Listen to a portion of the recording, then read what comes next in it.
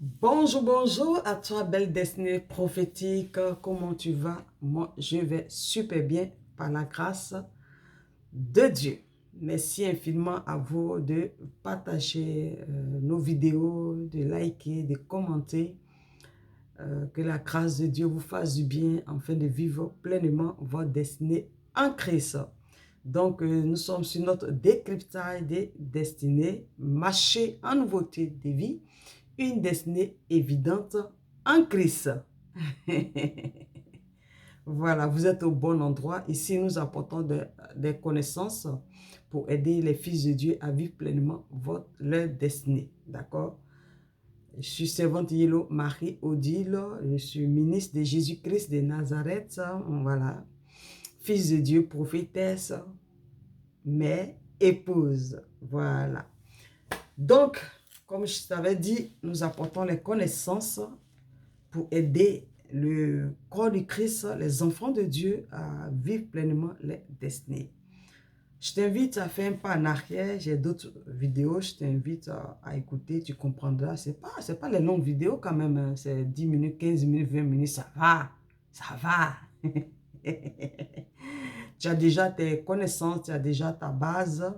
Tu as déjà certaines choses. Mais c'est pas mauvais d'apprendre. Il faut toujours apprendre. Et je pense que cela nous aidera puissamment à vivre notre destinée. D'accord?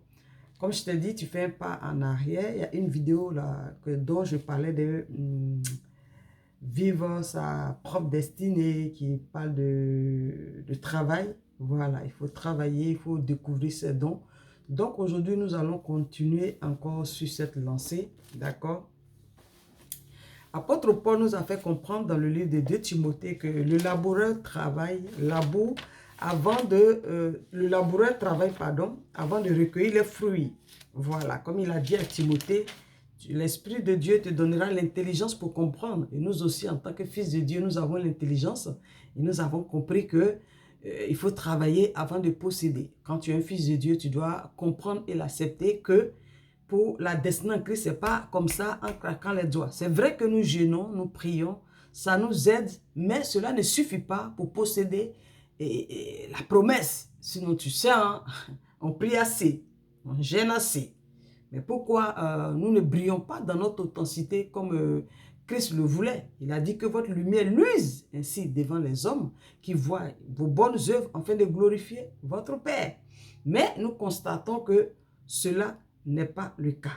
Voilà une connaissance que je vais t'apporter. Je pense que cela t'aidera. Nous allons rapidement dans la connaissance de Hébreux 2, verset 2 qui nous dit « C'est pourquoi nous devons d'autant plus nous attacher aux choses que nous avons entendues. » S'attacher aux choses que nous avons entendues.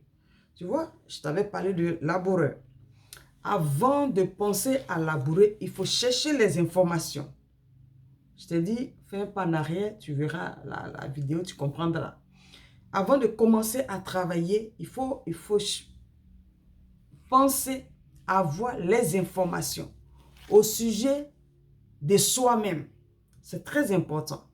Il faut avoir les informations. Qu'est-ce que Christ attend de toi? Suis-je l'Esprit de Dieu? C'est pourquoi. Qui je suis dans la société? Qu'est-ce que je dois apporter dans la société? Je dois. Quand tu es un enfant de Dieu, c'est pas que c'est maintenant tu vas chercher une prophétie. Non.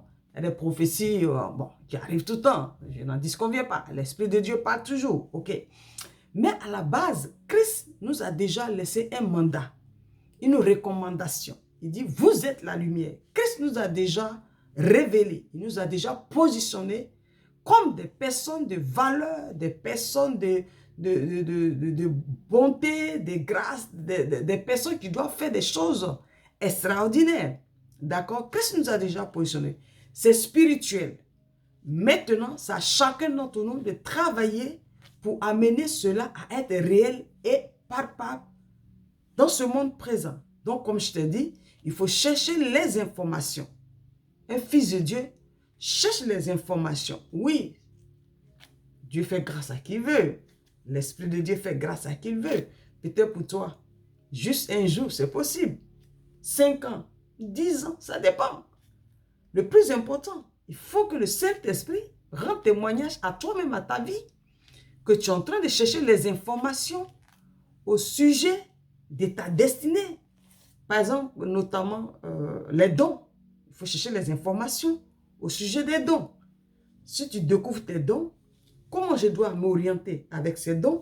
Comment je dois me développer? Comment je dois m'y prendre? Voilà pourquoi je te dis, fais un pas en arrière, tu comprendras. Apôtre Paul nous parle des manières. La manière, c'est très important. Donc, une fois que tu as les informations, il faut accepter. Voilà. Parce que, vous savez, il y a d'autres, je ne dis pas forcément c'est toi, d'autres, ils ont la tendance à choisir ce qu'ils veulent faire ou bien ce qu'ils veulent être. Mais non, ça ne va pas. C'est vrai, tu peux, hein. Mais en Christ, c'est le Saint-Esprit qui distribue les dons selon sa volonté. Par exemple, si lui, il t'a donné le don de secourir, mais c'est lui qui t'a donné le don de secourir. Il trouve que c'est ce qui est mieux pour toi. Mais par exemple, il y a des personnes qui disent non, moi, je n'ai pas envie. Parce que secourir, c'est du boulot. On dit ça comme ça, mais ce n'est pas en claquant les doigts, ce n'est pas du jeu. Il y a des personnes qui disent, moi, je ne vais pas aimer faire ça, je ne vais pas faire ceci, je vais faire ça. En ce moment, parce que si tu te retrouves dans quelque chose que l'Esprit de Dieu ne reconnaît pas, ben, tu n'auras pas les bénéfices qui vont avec. Donc, il faut accepter. Et je sais que tu accepteras. Peut-être dans le début, tu trouveras ça un peu bizarre, tu trouveras ça que tu ne peux pas. Mais si tu y donnes, c'est possible. C'est possible. Donc, il faut accepter.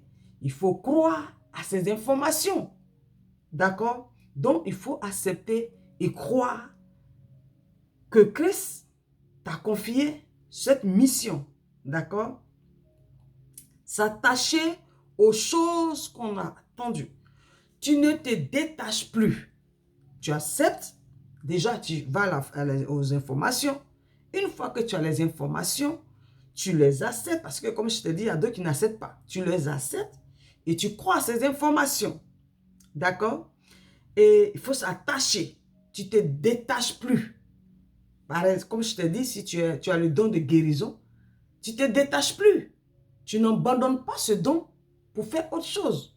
J'ai l'habitude de dire, les chaises que nous plaçons à l'église, la Sainte Seine que nous donnons, en fait, le rôle que nous faisons dans l'assemblée pour que le culte se déroule bien, ce n'est pas notre don, ce n'est pas notre ministère. À part peut-être que les pasteurs, les apôtres, les diacres et les anciens, eux, peut-être ils sont à leur poste, mais si tu ne l'es pas, par exemple, tu fais l'accueil, ben, tu apportes en fait. Mais ce n'est pas ton don en fait. Donc, il n'y a pas de récompense pour ça. Tu es dans le royaume de Dieu, tu apportes ta part, mais ce n'est pas ça. Tu ne peux pas dire que non, moi, Christ m'a placé là pour placer les chaises. Est-ce que c'est avec ça tu pourras te révéler au monde? Est-ce que dans placer les chaises, il y a une puissance qui peut sortir dans ça? Si quelqu'un place des chaises et on voit une puissance, ce n'est pas placer les chaises, c'est son don qui est en train de se manifester. Bon, bref. Donc, comme la parole nous dit, c'est pourquoi nous devons d'autant nous attacher aux choses que nous avons entendues, de peur que nous soyons emportés loin d'elles. Quand tu ne t'attaches pas à ton don, à ces informations, tu te sépares petit à petit et tu es loin d'elle. Mais si tu es loin d'elle, comment est-ce que tu vivras ta propre destinée? Parce que n'oublions pas que ce que l'Esprit de Dieu nous confie, il y a la puissance dedans.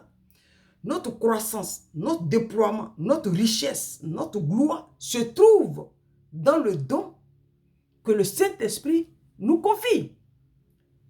Notamment les ministres de Christ. Voilà pourquoi souvent les gens sont étonnés que les ministres sont devenus, ils ont de l'argent. C'est parce qu'ils ont répondu à leur appel. Ils ont répondu à leur ministère. Et tout ce que Dieu donne, tout don que le Saint-Esprit confie à une personne, il y a la gloire.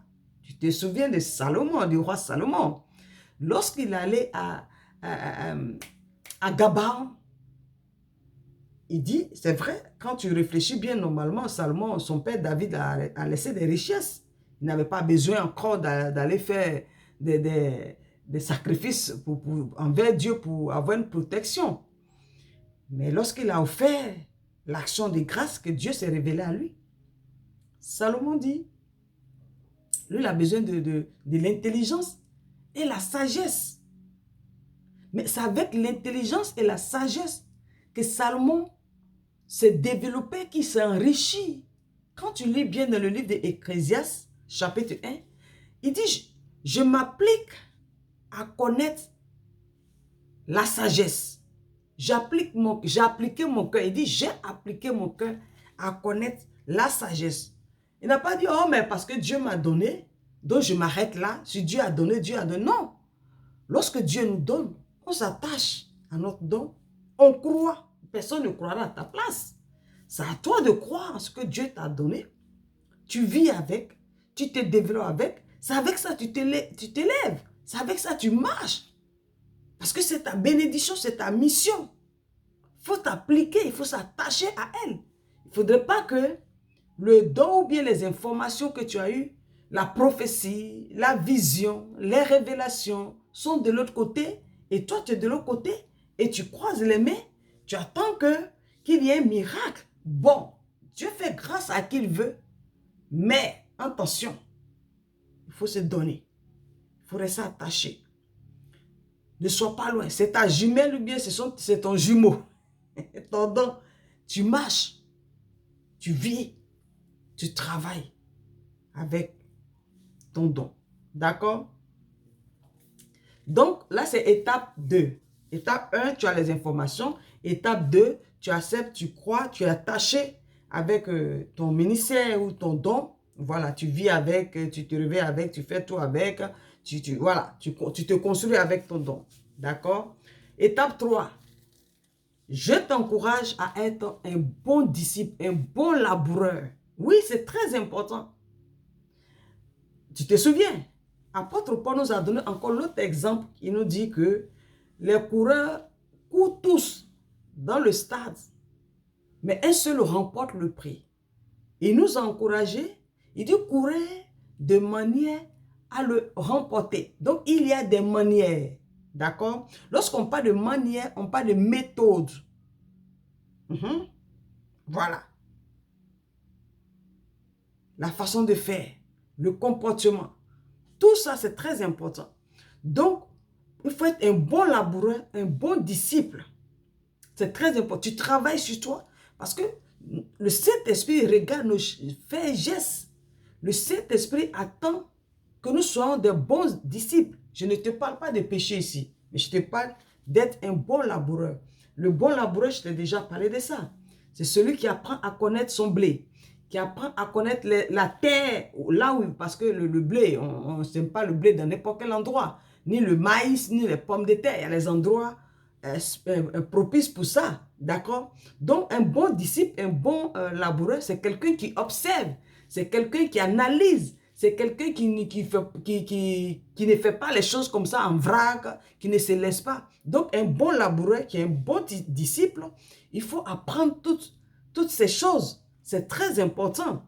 D'accord? Il est important d'être capable de discerner ce qui on est capable, en fait, pour soi-même. C'est très important. Il faut être capable de discerner sur soi-même dans l'accomplissement de sa destinée en Christ. S'attacher aux choses qu'on a entendues. Si tu mets tout ça ensemble, que ça devient packaging, tu verras que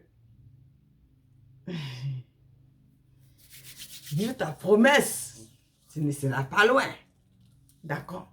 Comme je te l'ai dit, la destinée en Christ, ça se possède. Il y a ce que Christ a dit et il y a ce que nous vivons. Il y a ce que nous possédons. S'attacher aux choses que nous avons entendues. Christ dit, tu es la lumière du monde. Est-ce que tu t'attaches à ça? Est-ce que tu crois en ça? Est-ce que c'est avec ça que tu cours?